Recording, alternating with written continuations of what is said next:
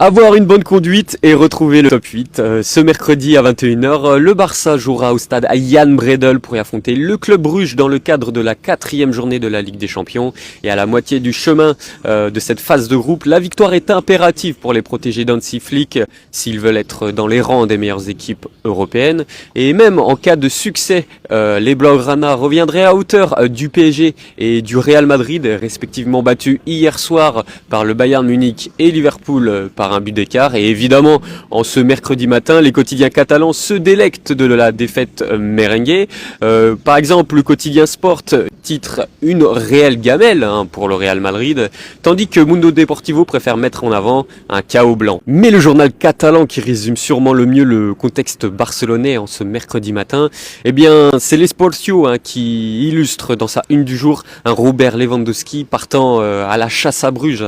Un titre qui, par sa ressemblance orthographique, pourrait être compris en espagnol comme en catalan comme une chasse aux sorcières. Alors, au Barça, cette chasse aux sorcières pourrait se référer aux suiveurs du club qui doutent du visage affiché cette saison par les protégés d'Hansi Flick par rapport à l'année dernière. Et justement, à ce propos, le technicien allemand a déclaré hier en conférence de presse qu'on ne pouvait pas comparer cette saison à la saison dernière, car oui, il y a eu des blessés, notamment en attaque du côté du Barça, mais ils reviennent et c'est un nouveau départ pour l'équipe.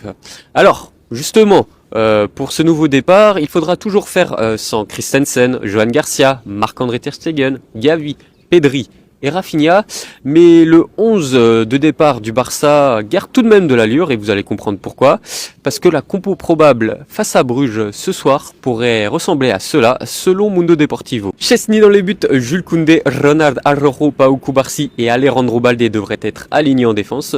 Le milieu de terrain, lui, devrait être composé de Frenkie de Jong, Marc Casado et Fermin. Devant Lamine Yamal, Ferran Torres et Marcus Rashford serait le trio d'attaque privilégié. Le Barça parviendra-t-il à s'imposer en terre flamande?